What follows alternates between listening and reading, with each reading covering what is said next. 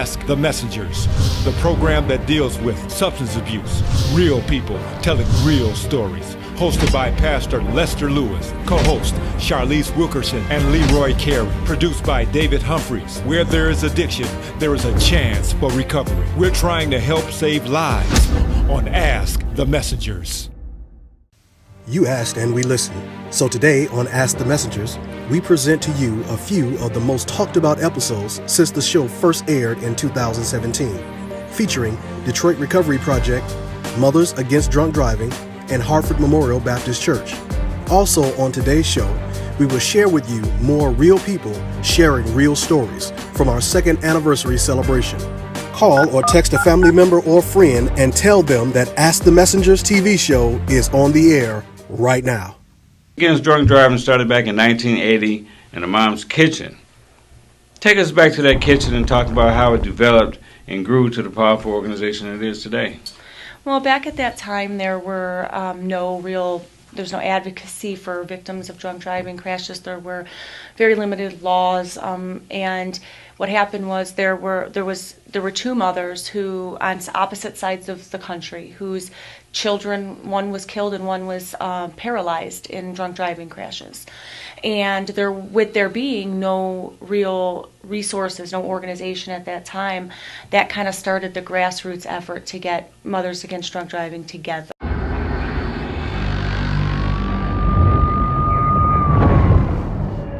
You knew the risks when you decided to drive drunk.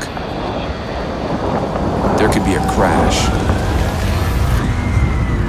People could get hurt or killed. You could get arrested. But one thing's for sure, you were wrong when you said it was no big deal.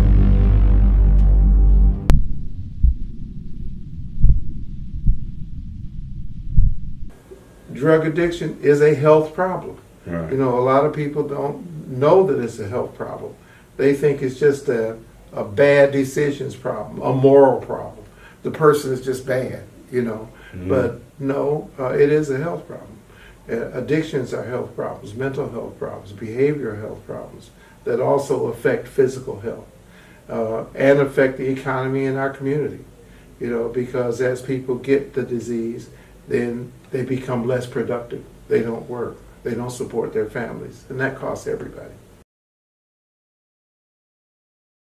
So what type of services do you offer today? Recovery coaching. We pair people up with a recovery coach. And the recovery coach is like a cheerleader. It's the person that says, David, we're going to help you on this journey. Recovery is a journey, and it's not a destination. And part of that journey is really helping you to navigate through and down that journey. And so, for example, imagine somebody said, David, you know, we want you to drive to Alaska. The first thing you're going to try to figure out is how many hours is it going to take to get there? How much gas is it going to take? Do I have a reliable car? And what's the directions? And so part of the recovery coach is to really help you to be a driver, to help you to avoid certain obstacles, to help you to avoid certain barriers so that you can continue down your journey of recovery. Now, looking at your background, you used to be a recovery coach at one time, didn't you? I'm a recoveryologist. Oh, so I talk recovery, everything to everybody. All right. It's just a way of life for me. I am a person in long-term recovery, and what that means, I have not used no drugs or alcohol since July 13th, 1988. Remember the date? Like it was yesterday. I want to know what your view is on what's going on with opioids. Okay, it's very, very serious.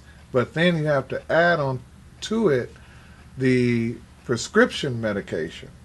And so you have that social acceptability of going to a doctor and getting a prescription, and that makes it even more difficult. That makes it as difficult as alcoholism, which is the #1 killer. Alcohol, complications due to alcoholism kill more people than heroin or crack because of its social acceptability, because it's on every corner, because you go to a restaurant, because it's in a nice, neat, colorful bottle.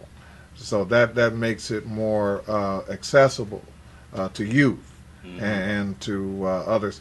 So once with that opioid crisis, you have both those elements going: the underground illicit element plus the over-the-counter prescription element makes it very, very insidious.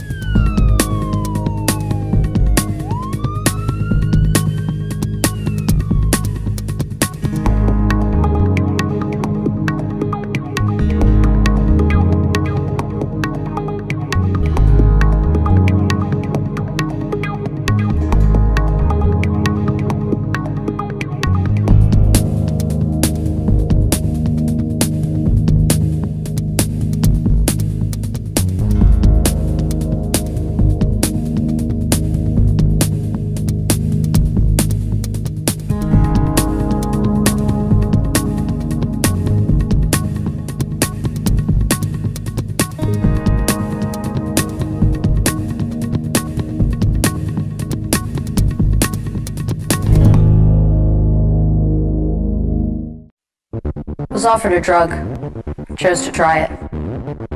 Felt weird, but good.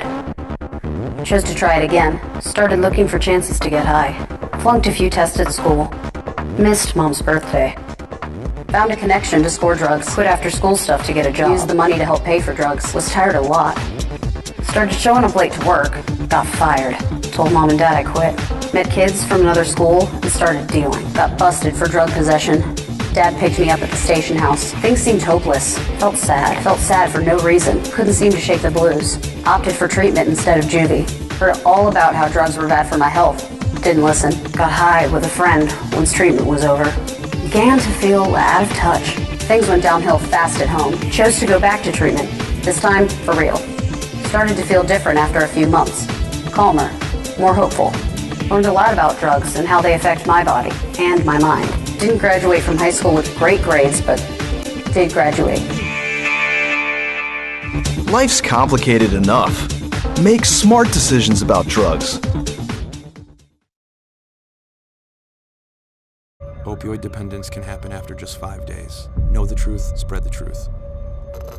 Hi, I'm Vonda Evans, and this is another PSA. It is now legal to possess 2.5 ounces of marijuana if you're over the age of 21. That's about 156 joints or blunts. What is not legal is the following. You cannot drive and smoke weed. You cannot smoke weed in federally funded housing projects, such as newly constructed apartments, dorms, or public housing. You also cannot smoke weed in public. You also cannot take your weed seeds and plant them next to your favorite tomatoes and or cucumbers. You also cannot buy weed from your favorite weed dealer without a license. I'm telling you this because I don't want you to end up here. This has been another PSA from Vonda Evans. We'll be right back with more of Ask the Messengers. Welcome, Judge Mathis. Thanks for coming to share an important message with the Wayne County taxpayers. Well, thank you for allowing me to help. You know, most of my life I was a resident of Wayne County, and so I'm here to help because Treasurer Shabri wants to work with Wayne County homeowners to keep families in their homes and prevent foreclosure. If you're having trouble making your property tax payments, let us know. We have many resources to help. Take the first step towards staying in your home by going down to the Wayne County Treasurer's office on the 5th floor of the International Building in Greektown. Stop by today to learn more about our payment plans and especially the newly extended interest rate reduction program. Already in the payment plan? It's important you stay in good standing. Making property tax payments is now easier than ever. We have placed payment kiosks in Rite Aid stores and community centers across the county. We've also added kiosks in our offices. Contact us at 313-224-5990 or email us at taxinfo@waynecounty.com. Changing an addict's life and providing support to the addict's family is the goal of the Live Right Structure Recovery Corp. Here are their free January events. Dialectical Behavior Therapy, Wednesdays at 10 p.m. And on Thursdays, they offer free yoga classes and spiritual recovery classes. Automotive maintenance classes are also available. Call or go to their website for exact dates and times. Live Right also accepts donations of cars, trucks, boats, and campers in any condition. Again, For more information and a complete list of their events, go to their website at liverightstructuredcorp.com or call 586-217-5899. Life short, live right. Last week we shared some of the testimonies from our second anniversary celebration. Look and listen as we share more real people sharing real stories about their lives as an addict and how they celebrate recovery today. What was your drug of choice? Cocaine, crack. And what brought you to your knees? What brought me to my knees is, I guess, what the main fall was when my sister passed. You know, she had been praying for me, trying to get me into a 12-step program, and I just wasn't ready until she passed away, and I guess the reality really kicked in, and that's what brought me down to my knees. How is it for you now in the recovery process? It's a wonderful, wonderful experience and journey that I'm on now. I mean, I've watched my life change in so many ways. I've gotten promotions at work. You know, I've held down a job now for the last 12 years, which I couldn't held the job down for 12 minutes, you know, using. I've also gotten married, you know, to a beautiful woman. So life has been nothing but living a dream. What was your drug of choice?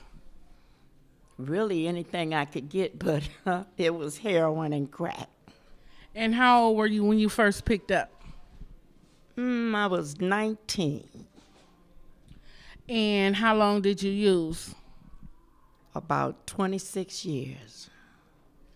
And what was your bottom when you said, okay, enough is enough, I gotta go get me some help?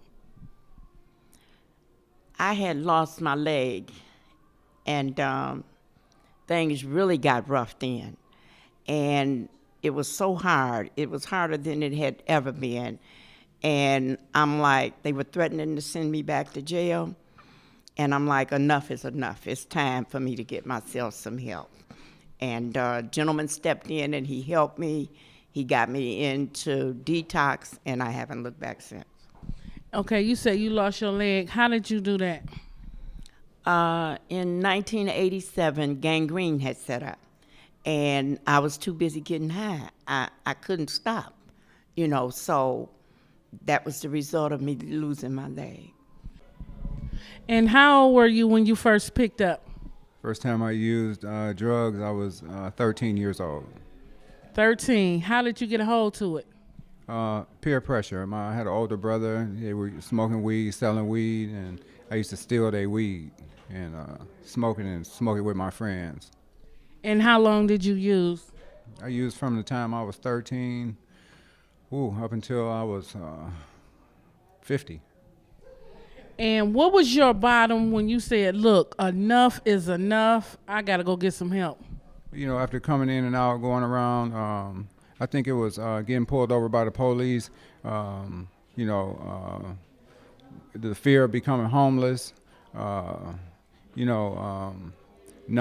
being able to support myself, and going to jail for a long time. You know, we're getting pulled over, having dope in the car, just being out of control, and just couldn't live like that no more. Couldn't stand myself no more. When you went to get help, where did you go? How did you know where to go? Well, it wasn't my first time around, so I went to a treatment center called Maple Grove. I stayed there 14 days, and how did I know? Is because I had somebody to help me. I had people in the program that loved me and actually took me to treatment. You know, they came by my house because I was missing in action, and took me to treatment. What would you say to the person out there right now that's looking for somewhere to go but don't know where to go? What would you say to that person? I would say to reach out. There's 1-800 numbers. Try to find somebody who can connect you to a treatment center so that you can get in off the streets. Call the Salvation Army. Call the helpline. You know, there's a helpline in the NA, and somebody will be able to direct you to a treatment center. You know? Look in the camera and talk to that young man that's in there that's struggling with staying in treatment, that want to use but don't want to tell nobody, or the one that's ready to walk out the door right now. Give him a hope shot. it's okay to want to use. You know what I'm saying? It's normal for an addict to want to use. It's abnormal for an addict to stay clean. So, you know, if you can do this. That's what they told me when I came, that you can do this, and you don't have to use no matter what, no matter how you feel. Just stay. Don't go nowhere. Just stay there and hold on. Just tie a knot and hold on. This program works for real. How do you celebrate recovery today? By just living and participating in life without drugs. And what are some of the things you participate in? Right now, I'm going through I ain't gonna say it's a crisis, it's just life. My father have had his leg amputated, so I had to put what I'm doing on hold to assist my sister and my father in his care. If I was using, I might want to participate and help my family, but I would be unable to. So that's a celebration within itself.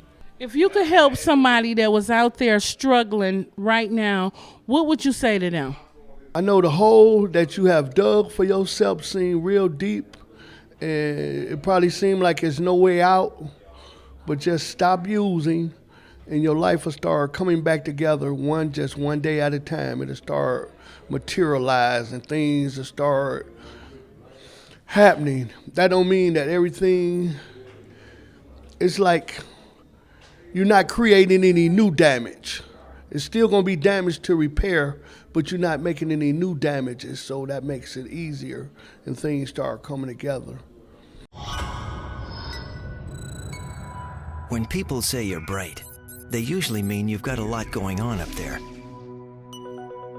It's something you won't hear very often if you use drugs, because over time, drugs change your brain. And the more you use drugs, the more you'll want them. It's called addiction, and it's a disease that will waste your brain. Do the right thing. Do the bright thing. Keep your brain healthy. Be drug-free.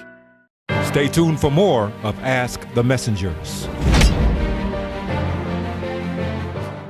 We invite you to come and be a part of any of our meetings that we have at our facility. The information is there on the screen. We have 2 weekly meetings, one on Wednesday, the other on Friday. We would be glad to have you, and with open arms, we will receive you. We invite you to follow us on social media. Follow us on Facebook, on Twitter and Instagram. And listen, also, we have a YouTube page where you can sign up and subscribe to our site. Follow us. We will have updated videos coming from each week's show. So you want to, if you missed the show, that's all right. It will be on YouTube. We hope to have you as a part of our internet family. After receiving a delinquent property tax bill for the 2 lots connected to my home, I was concerned. I didn't even know that I had a past due bill. I went down to the Wayne County Treasurer's office, and the staff worked with me to keep my property out of foreclosure. My property taxes became delinquent after I fell behind on my bills. Treasurer Sabri and his staff came to the town hall in my city and provided information about resources available to help me. At the meeting, I found out about payment plan options. Let us help you. Our goal is 0 owner-occupied properties getting foreclosed and going to the auction. Come down to our office at 400 Monroe in downtown Detroit on the 5th floor. Call 313-224-5990 during our normal business hours from 8 a.m. to 4:30 p.m. and until 6:30 p.m. on Wednesdays. Or email textinfo@waynecounty.com for assistance. Take the first step. Contact our office today. It worked for us. Do you need a banner, brochure, or business cards? What about posters or funeral programs? No matter what your design and printing needs are, R&L Color Graphics can help. R&L Color Graphics has been serving the metropolitan area for more than 25 years and has also been honored to be the official printing partner for the Aretha Franklin Family Foundation. So if you're looking for an official Aretha Franklin funeral program, tribute item, or custom design job, give us a call at 313-345-3838 or visit us on the web at rnlcolor.com.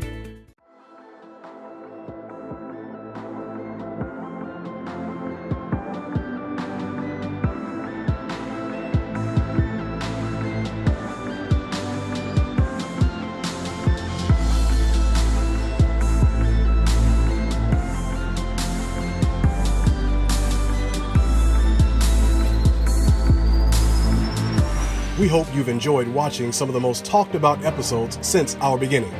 Ask the Messengers is about real people sharing real stories to try to help save others from addictions. We look forward to bringing you more recovery resources and testimonies with a continued mission to help save lives, one episode at a time. From all of us here at Ask the Messengers, thank you for watching, and please know that recovery is possible. We need your financial support to keep this program on the air. Would you please send your tax-deductible donation to Greater Love Christian Center? Attention, Ask the Messengers. 18400 Schaefer Highway, Detroit, Michigan 48235. And for online donations, please visit our website at www.askthemessengers.com. I was Rebecca. I started using opiates at the age of 14.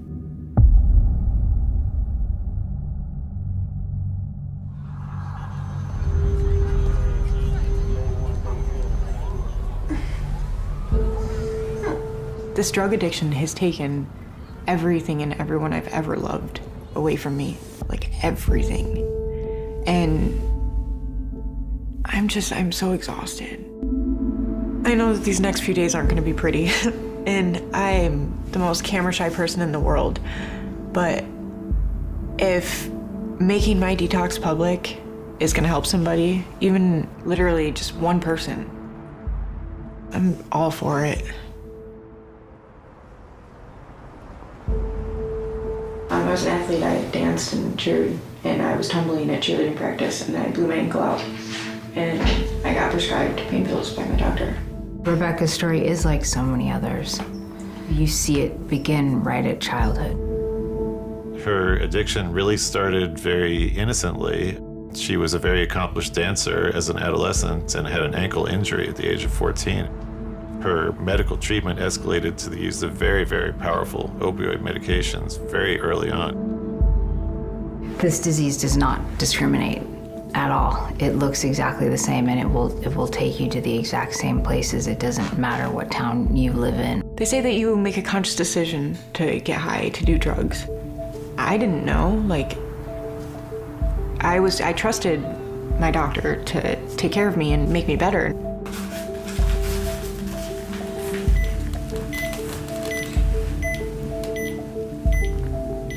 There was no caution, no red flag at all. It was take these, you'll feel better, and that was it. And then 2 months later, I had a habit already, just from the pain pills. So that's when the heroin started.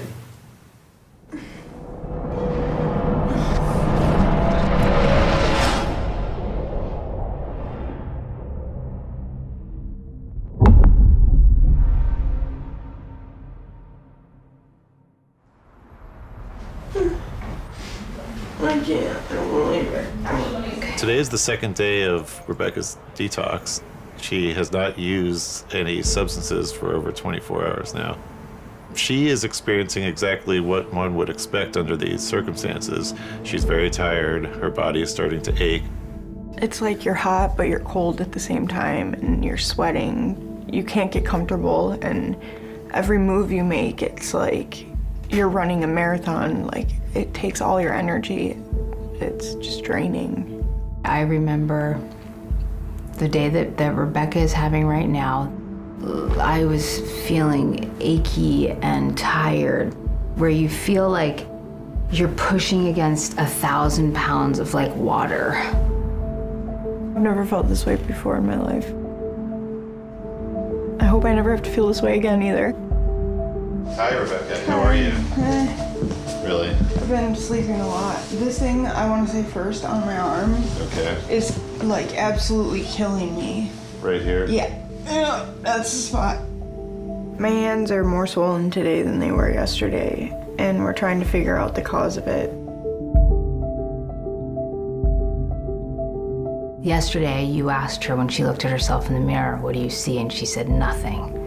That's what she sees right now, because she is spiritually void. And that's okay, that's where you're supposed to be. So now what you do is every day you ask whatever's out there to help you fill that void. I have a lot of self-image issues, and My mind doesn't tell me anything nice.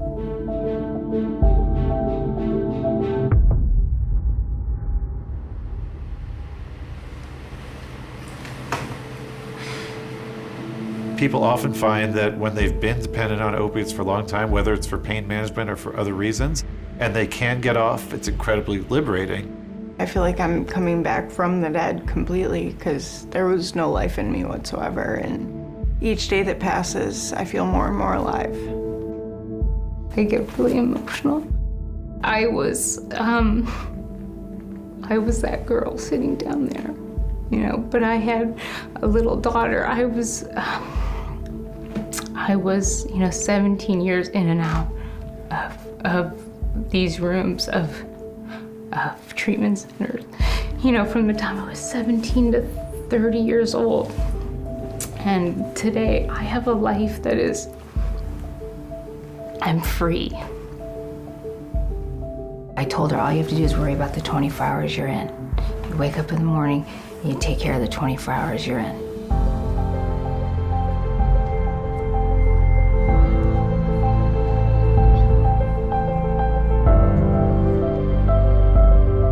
I want the next girl that gets injured dancing to know what the future could hold by the next decision that she makes. Because like that decision I made to go to the doctors and to not get the surgery, that's the worst decision I ever made in my whole life.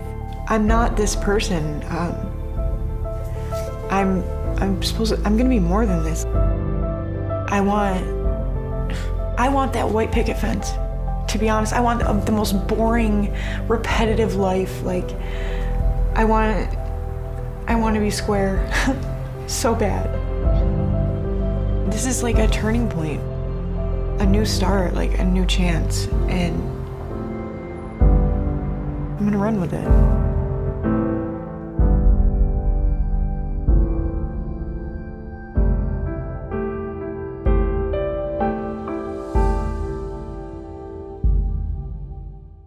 God, grant me the serenity to accept the things I cannot change, the courage to change the things that I can, and the wisdom to know the difference.